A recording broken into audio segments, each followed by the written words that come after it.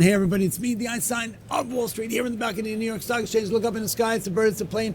No, ladies and gentlemen, look, I'm so excited, first of all, because I love bringing you Tim Anderson. He's my go-to. He's the best. When I have tapped into every possible way of explaining the forensics of what's going on in this market, and I'm still at a complete loss about how January started, came in like a wolf and left like a lamb. I don't even know how it came in or left. But now we're halfway through February, and it's still like I'm confused. And so, you know what? When you're, fortunately, I have a team around me who are, I know I look like Einstein. I'm not that smart, and I love surrounding myself with people. It's a matter of perspective. Everybody's got a different view. That's what makes this auction market so extraordinary. Is for everybody who sees it one way, there's somebody who sees it another way, and I try to give you the biggest span, the large swath of explanations and forensic breakdown of what's going on in the market. So I'm bringing in Tim Anderson today to really give me, like, we're 45 days into this year.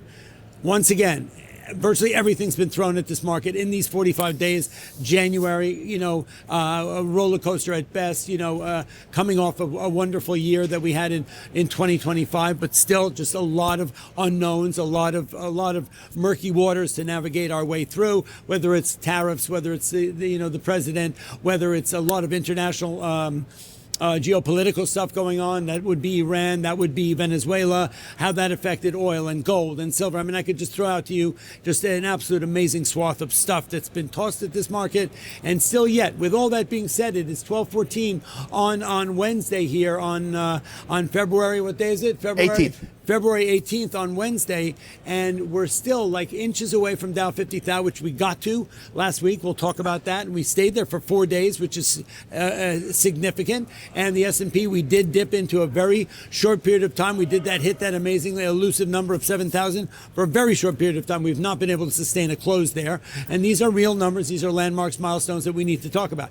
Timmy, welcome. I'm so happy you're here. And we've survived. As you were just on the verge of going into it all, we've survived a lot of potential negativity, a lot of the bullish, bearish sentiment not being nearly as bullish as it was in the last quarter last year. Right. AI is going to eat all of our jobs, and the software stocks are just going to zero. Well, they said it was a bubble. And all of a sudden, the S&P 500 is at 6,900, within 100 points of 7,000, and and as you mentioned, the Dow is very close to the 50,000 marker we again, got there. which is where we're above for a few days.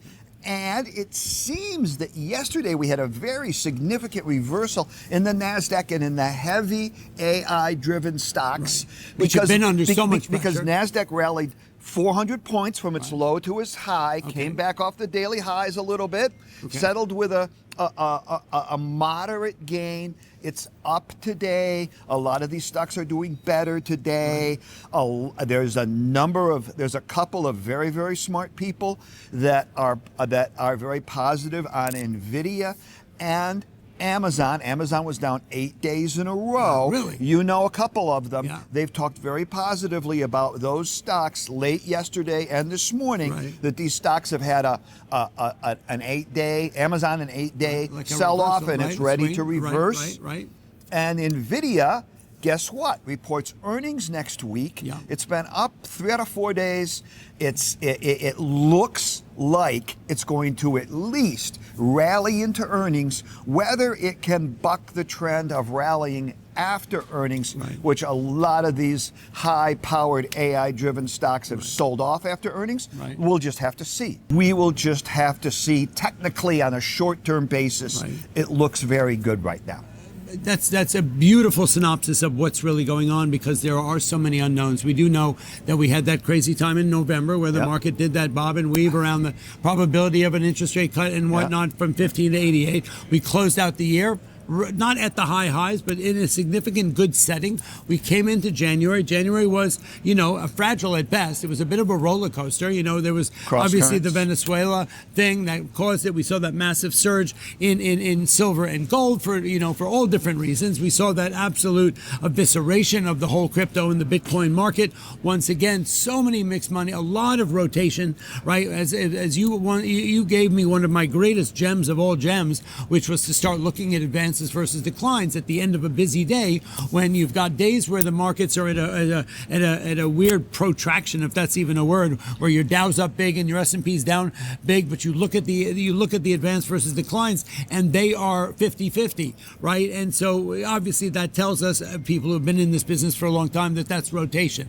People aren't dumping stocks; they're getting out of some, right, and they're getting right back into something else. They're adjusting. I think that was the biggest contributing factor to, we saw the Dow, right, when this market was under a lot of pressure from the tech side.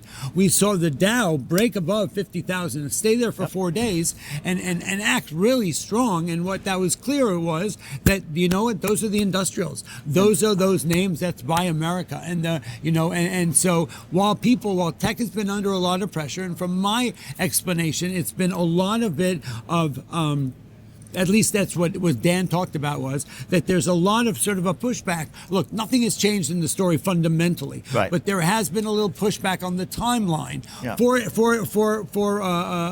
the data centers and all that.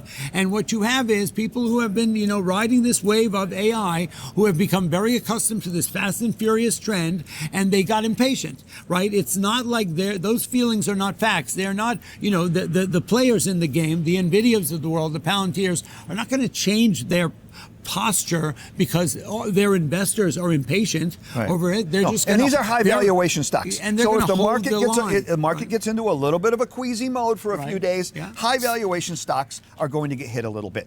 That's just the reality.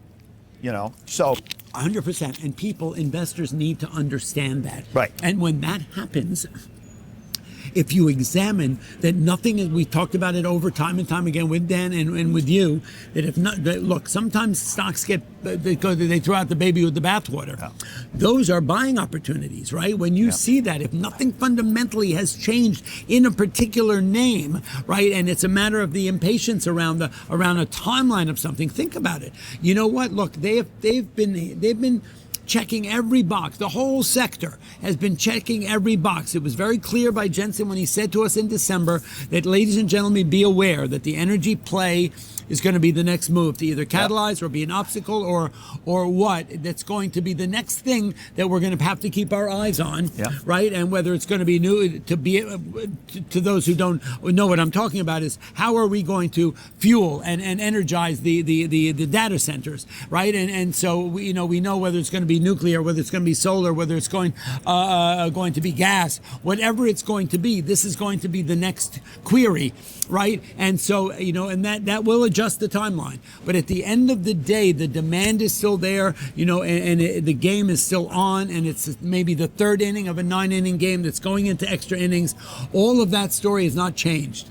And we've got one other very positive development from yesterday. The 10-year yield closed at the lowest level so far this year, and the lowest level since November. And what does that mean for your average investor to understand? Well, so the 10-year, that's the cost of money. So that's the cost of carrying assets. Right. It's down from, it was 4.20, spot 20, maybe about a month ago. And now it's just above 4. Okay. So what sparked that sharp decline in the 10-year yield was we had very positive inflation numbers on Friday from the Fed's favorite inflation indicator. Okay. And as much as people have said, down to the the Fed, so we're down to 420 on the yield. The 10-year yield our inflation now, number is down around that elusive 2% number. It's down to 2.4 on an annualized basis. So the 10-year yields just maybe like 402, 403, 404, and that's down from 420. So we're getting inflation a little more under control than it was. Yes, definitely. Yep. And as much as people have said, the Fed's not going to cut at all in the first half, and maybe there'll only be one cut. Now all of a sudden, there's a very good likelihood we're going to have 3 cuts this year. Is it actually? We're back in the probability. And whether we get a cut in March or not is still a little bit up in the air. Right. But then we're going to have a meeting in June. We're going to have a meeting in July. Right. So the inflation is moderating, and you're starting to see a break in some housing prices, which will create a little bit of a give back in some of the rent and shelter prices. Okay. And that had been the important stickiest information. item Yeah.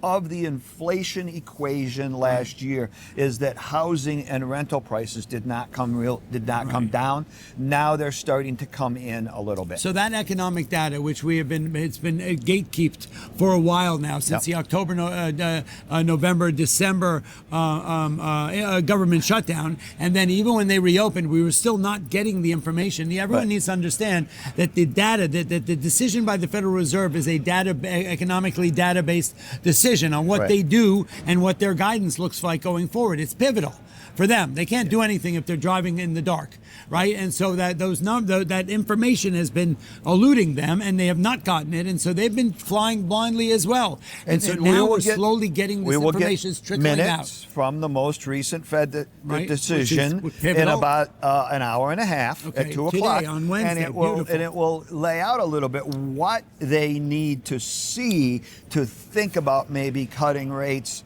at the next meeting or the meeting after that. And some of it, even these minutes were written at their last meeting. Some of it was very likely came out in a positive way on Friday when we got very favorable inflation numbers. Okay. So look, we are now in the middle of February. Okay. What happened in February is, as we said, we had a bit of a rug pull and I'd love your opinion on it, because we were sort of being set up by the president that we were going to have a very dovish announcement when a dovish the Federal Reserve new chairman was going to be one who erred on the side of dovishness, and then we did not get that person. We got somebody that's got a little bit of a complicated history, someone who had been a more of a hawkish person when they were in the Fed, right? And then they left to the private sector. They changed their political stance and a lot of that other stuff, and then sort of came back.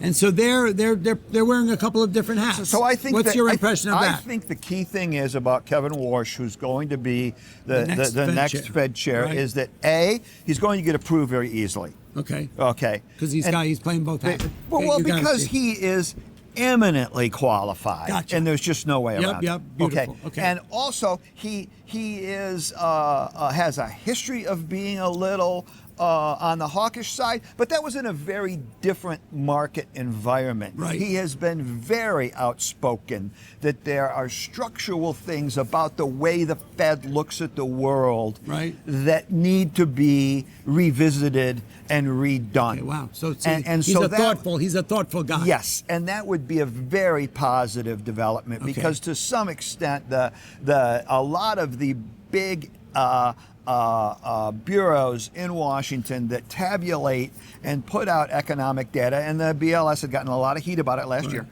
is that they're operating the same way they operated in the 1980s. Okay. Now, if you and I operated the same way we operated in the 1980s, we'd be completely out of business.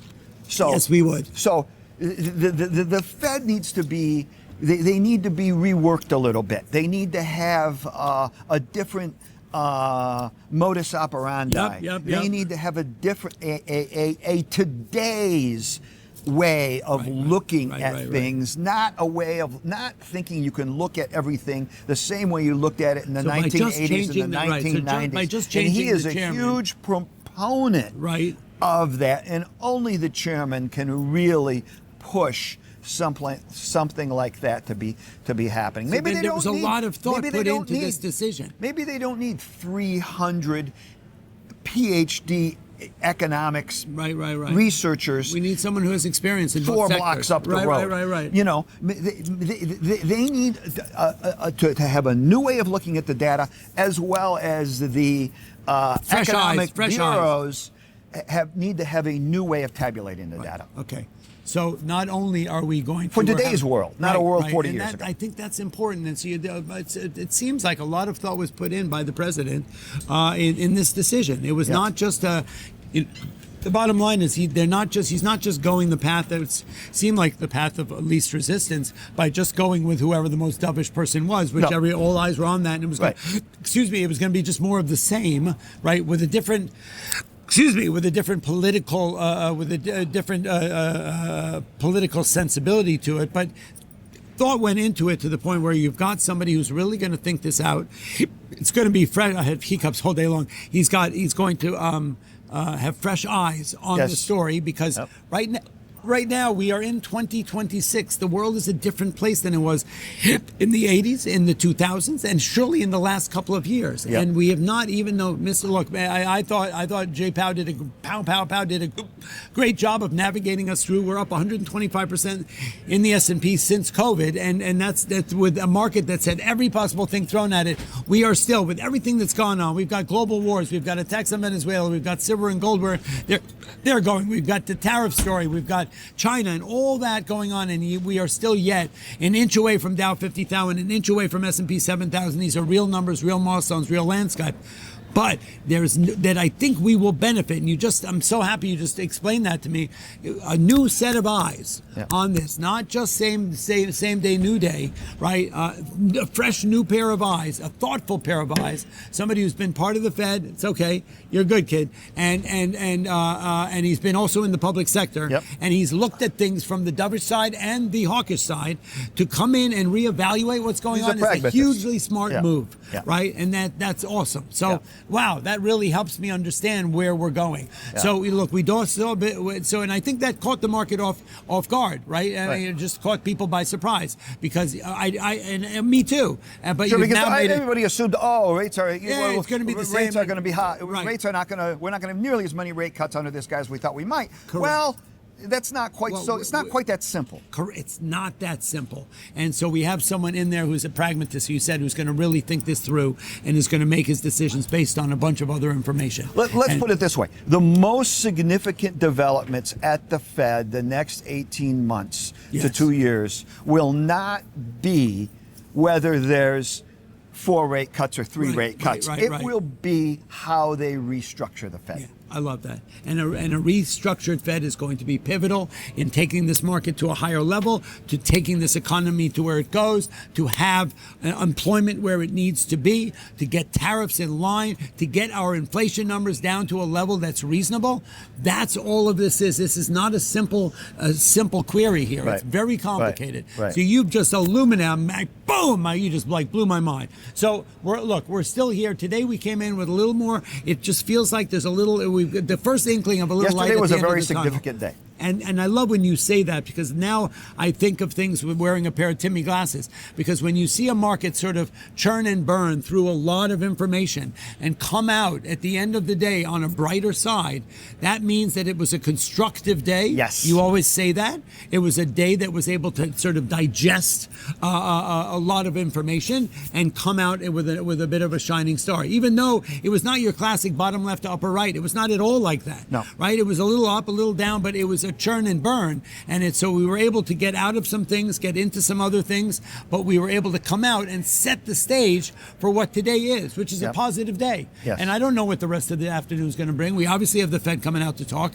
but you know what? That's a lot of green on that screen. The levels are good. I mean, I'm seeing virtually nothing but green on that screen, and so you're leaving us off now. Thank you for coming, and and I look forward to hanging out with you on in Vegas at the Money Show. That's going to be super exciting. If you're in Vegas, go check that out. But you've really helped me understand January and helped me understand the last 2 weeks of February. You're good.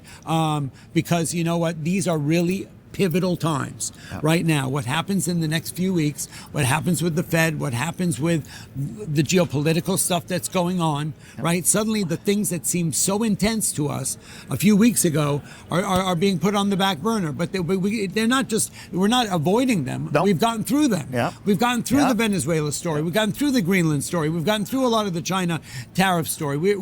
Everybody is sitting at the table together, and we're putting together a team that is going to be constructive. Yes. And the market's reflecting. That's right. Beautiful. You know what, ladies and gentlemen? I'm the Einstein of Wall Street. This is my man, Tim Anderson. This is seen from the balcony at the New York Stock Exchange. We're breaking this market down, trying to get into the nooks and crannies and the nuance of what makes this market do what it does. This is the forensic investigation, right? It's kind of like there's nothing cold case about it. We're really breaking down what's going on. It's not what you're going to hear on mainstream media at all. This is really trying to get into the nooks and crannies and make it accessible for you all to understand, so that you have some sense of relaxation to sit back with a little bit of calm, right? We're not catastrophe catastrophists, right? We'll take the information, break them down, and explain them to you in a way that you can. We're unpacking the bag. We're laying it at the table. We're setting the table for the next couple of weeks, and we'll meet again soon. Tim, it's always a pleasure. Good luck, everybody. I'm the Einstein of Wall Street. That's all I got to say about that.